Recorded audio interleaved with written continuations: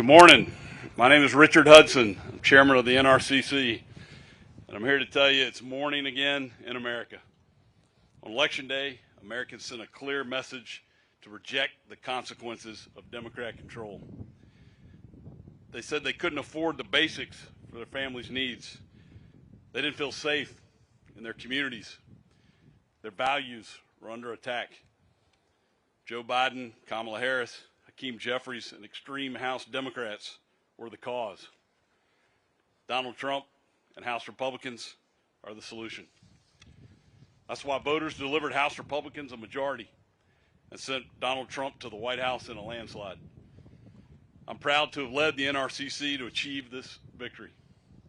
Even after Democrats spent $550 million spreading lies about House Republicans, we went on offense and flipped seats from Pennsylvania to Michigan to Colorado and beyond. The American people saw through the Democrat lies because Republicans had better candidates and a better message about what we would do to improve their daily lives. Though it was my honor to lead our successful effort to hold the House at the NRCC, I didn't do it alone. House Republicans bought into the plan. We had record member participation from across our conference, and our entire incredible leadership team worked together to make it happen. I'm especially grateful of our team leader, Speaker Mike Johnson, whose dauntless energy and hard work are the reason we're here, raising $27 million directly to the NRCC and traveling to countless cities in over 24 states to help our candidates. Thank you, Mr. Speaker. You've earned the gavel, Mr. Speaker, with your long days on the road, little sleep, and relentless optimism. Now, with Donald Trump as president, Mike Johnson as speaker, and a new Senate majority, Republicans will have unified government in Washington for the first time since the beginning of President Trump's first term. And what did we do together during that first term? We passed historic tax cuts that led to the greatest economy in a generation. We supported border security legislation and building the wall, leading to historically low illegal crossings. We rebuilt our military in pursuit of foreign policy that led to peace and stability around the world. We had energy independence for the first time. Kamala and extreme Democrats, right on cue, broke it. You broke it. Now Republicans have a mandate to fix it. If we deliver on the promises we campaigned on, I'm confident the American people will reward our success. I'm ready to get back to work. Let's get it done. And now I'd like to introduce our Majority Whip, Mr. Tom Emmer. I guess he's happy that I'm going to speak. You don't get that every day, Mike. Well, actually, I do. Yeah. That is true, every day. 1 week ago today, Americans elected a Republican president, a Republican Senate, and a Republican House with a mandate for change. A mandate for more affordable cost of living, secure borders, less crime in our streets, and a restoration of American dominance on the world stage. A mandate to put America first and make this country great again. I've always said we'd run to win, and we win to govern. Voters gave us the wins we asked for. Now it's time. Now the time for governing is here. The Speaker and the Majority Leader have put together a legislative agenda that will allow us to hit the ground running on day one and begin delivering on President Trump's America First agenda. As the whip, I will work with every corner of our conference to ensure every voice is heard, every constituent is represented, and that we get these policies across the finish line. Our members have worked hard over the last 2 years to show what a House majority is capable of. We passed legislation to lower costs for families, secure our borders, and reverse the damage the Harris-Biden administration has inflicted on our country, all of which collected dust on Chuck Schumer's desk. But now that we have the trifecta, it's finally time to counteract the Democrats' negligence once and for all by turning our agenda into law. And I have no doubt that this House Republican team will get it done. The time for failed policies that have wreaked havoc on hardworking Americans for the last 4 years is over. The time for proven leadership is now. And with that, I turn it over to one of our proven leaders, our majority leader, Steve Scalise. Thank you, Whip. Last week, the American people delivered a mandate to this town, to Washington, that they want to fix the problems that have been plaguing families all across this country for the last 3.5 years. You know, I got the opportunity to travel to every single swing district throughout the nation, and I got the opportunity to travel to a number of swing districts with President Trump. And I saw the same theme come up everywhere we went. People are furious that there's an open southern border and they want it closed. People are struggling because they can't afford to buy food or fill up their cars or pay their utility bills. And the leaders in the White House were not listening. And what we talked about when we were out on the campaign trail and our candidates talked about were real issues, real solutions to the problems that those families were facing. We talked about how Republicans, if we get the White House and the House and Senate, would act quickly to get our economy moving again, to lower costs at the grocery store, to lower electricity costs, to secure our southern border and restore America's place in the world. Those were the issues we actually ran on and talked about in every community in America, and the American people responded. And the other side is sitting around trying to blame themselves and assign blame for what the reason was for their failure, but they still will not admit the real problem why Democrats were rejected at the polls last week. It was because they had no answers. They had no message to those families who were struggling. They wanted to double down on the same failed far-left policies that they've been ramming through Washington for the last 4 years that caused this inflation, that caused the open borders, that caused the problems that families are facing. And so as we prepare for this unified government, this unique opportunity that the American people have given us, one thing the American people can rest assured in knowing is that President Trump and this Republican majority are already planning to go to work for them on day one in January to start fixing those problems. We have an agenda we've been planning for the first 100 days to lower food costs, to lower energy costs, to secure America's border, to get this economy moving again so those families who have been struggling can finally get back on their feet, can finally have some savings in their pockets so they can send their kids to college, so they can go on a family vacation, so they can have more take-home pay. That's an agenda we've been working on with President Trump for months now. We didn't wait until the day after the election to start planning this. And this shows the relentless focus of Donald Trump. He knew that if he had won the election, this would be his last opportunity to serve as President of the United States. And there will not be a minute to waste. And you can see his resolve already and how quickly he's making really good, smart picks. I know he's already pulled a few really talented people out of the House, hopefully no more for a little while until special elections can come. But it shows you the talent that we have and the ability we have to get this country turned around quickly. The American people are hungry for it. And they're going to find a Republican leadership ready to work for them so that they don't have to struggle any longer. And the man leading that charge, who worked as tirelessly as ever, and I know the whip and our NRCC chair, Richard Hudson, talked about this. Nobody's traveled around the globe, theoretically, more than Mike Johnson to ensure that even though some of the pundits said we couldn't hold the House, we would hold the House so that we could continue delivering those promises. Our Speaker of the House today and tomorrow, Mike Johnson. Thank you, Steve, our great majority leader. Thank you to our whip, Emmer, our NRCC chairman, Richard Hudson, all three of these gentlemen, and our whole leadership team, Elise and all the rest, Blake Moore and McLean and Palmer and everyone did everything possible to ensure that we could come to this moment. It is a beautiful morning in Washington. It is a new day in America. The sun's shining, and that's a reflection about how we all feel. This is a very, very important moment for the country, and we do not take it lightly. We did work really hard to bring this day about.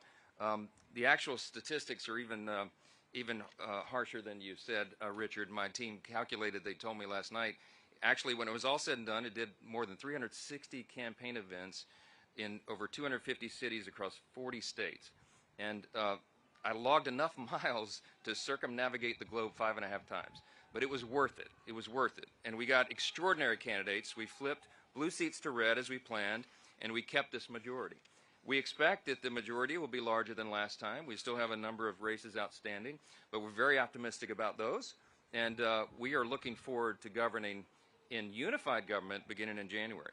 It's true that on Tuesday, voters rejected what they really felt was the misery of the last 4 years. We're moving on and we're turning the page, and this is something that the American people desperately need and deserve. We are going to raise an America First banner above this place. And you saw a demographic shift that I was talking about on the campaign trail for over a year, with new demographics, new groups of persons who had not traditionally been with the Republican Party, who came on board with us because they believed in what we were saying. They believed the answers that we were providing for all the great challenges facing the country. And we made them a commitment to do that. And we will. And as the new members return now, we lay the groundwork for the next Congress, and we usher in this new day in America. Republicans in the House and Senate have a mandate. It's true. It was a decisive win across the nation. The American people want us to implement and deliver that America First agenda. And we have to do that while we have that energy and that excitement beginning on the very first day of the Congress in the new year. It's clear the American people do want secure borders. They want to prevent terrorists and criminals from entering the country. These things are common sense. They want and deserve lower costs for groceries and gasoline. They want us to project strength on the world stage again and not the weakness that we have projected for the last 4 years. They want an end to the wokeness and the radical gender ideology and a return to common sense in our children's classrooms and corporate boardrooms and government agencies. And we're going to ensure all that's true. This leadership will hit the ground running to deliver President Trump's agenda in the 119th Congress, and we will work closely with him and his administration to turn this country around and unleash, as he says, a new golden age in America. That's not a campaign slogan. We believe that that is true. We believe in our hearts that America's best days are ahead of us, and we're excited to deliver upon that promise. The only way we're able to work quickly is because we have unified control of the Congress, both chambers now in the White House, beginning January.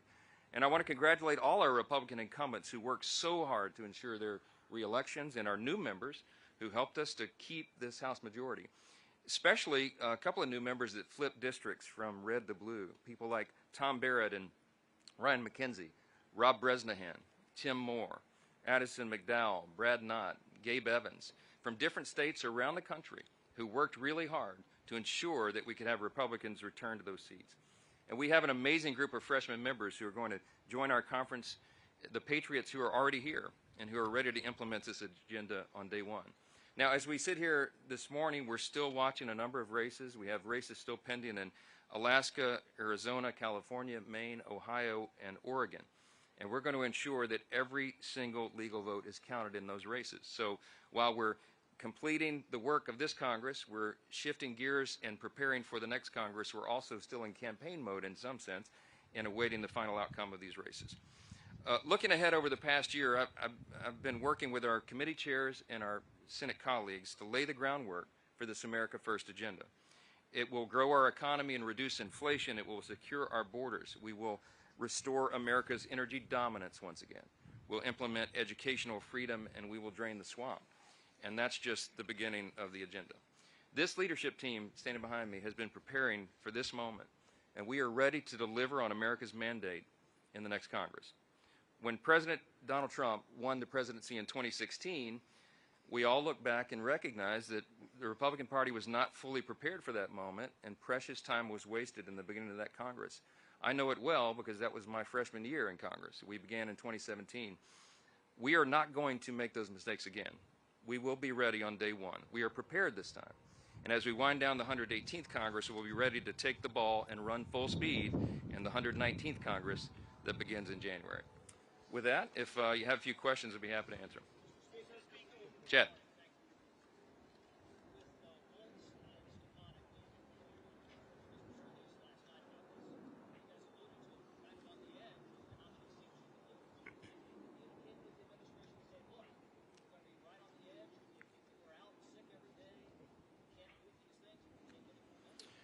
Yes, President Trump and I have talked about this multiple times a day for the last several days.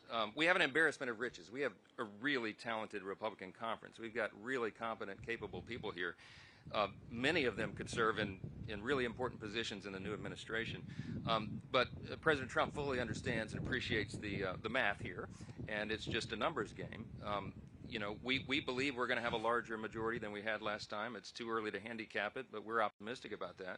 But every single vote will count, because if someone gets ill or has a car accident or a late flight on their plane, that it affects the votes on the floor. So I think he and the administration are well in tune to that.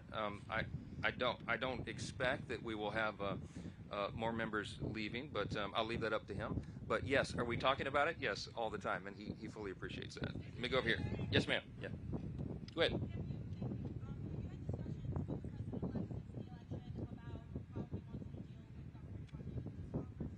We've talked a little bit about it. I'll be having further conversations. My plan is to be at Mar-a-Lago all weekend to iron out details on the plans ahead. So as you can imagine, right now he has a lot going on. He has to fill out a cabinet. He has to appoint his top staff, and he's beginning to do that. We're delighted with the picks so far. I think it's a great showing for the country. But he and I have both had a lot going on. So we'll be talking about that and a number of other items over the weekend.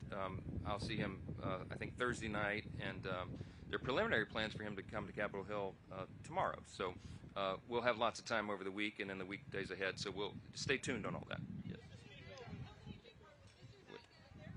One second. I'll get to Newsmax next. Yeah.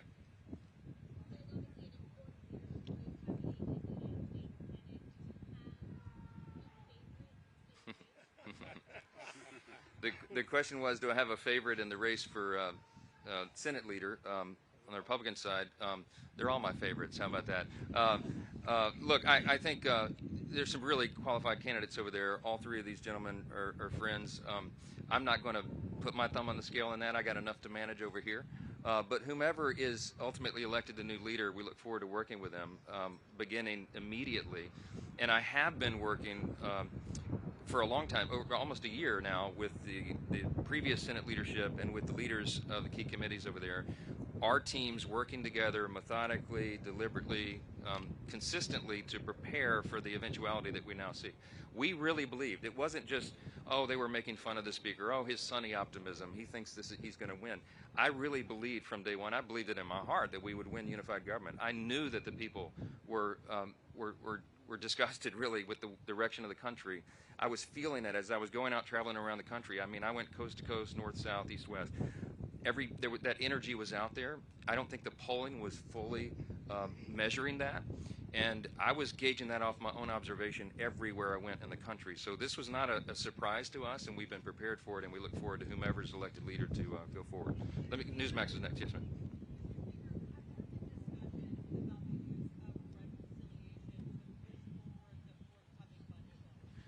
Yes, we have been talking for almost a year about the use of the budget reconciliation as a method to achieving some of the desired ends. We have to fix everything. I told President Trump many times, and we've all discussed, we believe we could be the most consequential Congress of the modern era, and he the most consequential president, because we quite literally have to fix almost every metric of public policy. Everything is a mess. Everything. So the budget reconciliation process is a very efficient means to solving a lot of that, everything related to the budget and spending and all the rest, regulatory reform. So we have lots of very specific plans on how to do that, and the details of that will come together over the coming weeks. Yes, ma'am.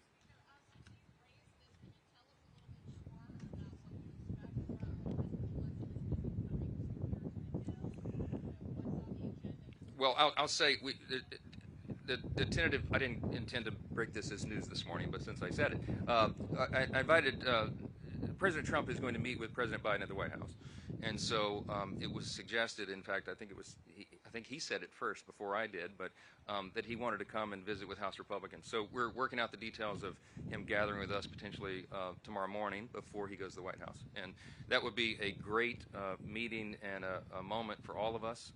There's a lot of excitement, a lot of energy here. We're really grateful for President Trump leaving it all on the field to get reelected. He quite literally did. I mean, they scheduled him almost every hour of every day for months on end. And he did that, and that's what inspired his stamina. Inspired so many of our candidates and incumbents around the country to go and give more and do more and leave more on the field because he was doing it. And I think the American people appreciate that. I think that's reflected in the mandate that he was given, winning the popular vote and the Electoral College decisively. And we're excited about that, to celebrate that moment with him, as he certainly deserves it. Maybe one more. Yes, ma'am.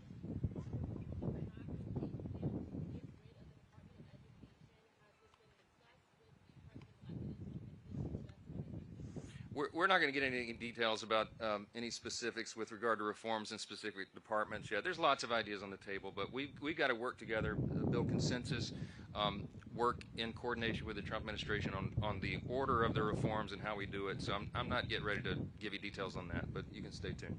Maybe one more. Yes, sir.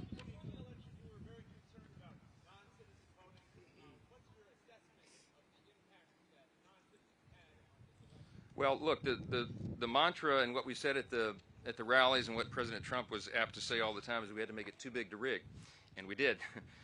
Look, we know for a fact, it is a fact, that non-citizens voted in some places around the country because they were signing up to vote and they were defying federal law, but the states were not enforcing the requirement that there be proof of citizenship before they sign up. So I am grateful to tell you, and I said this on the campaign trail for a year, that I had confidence that because of the chaos that was related to the 2020 election, most of the states got busy. To their credit, the legislatures in the states got busy and passed legislation to shore up their systems in states around the country. I mean, there were hundreds of pieces of legislation that were passed, duly enacted, signed into law by the governors that shored up those systems and made sure they would be more secure.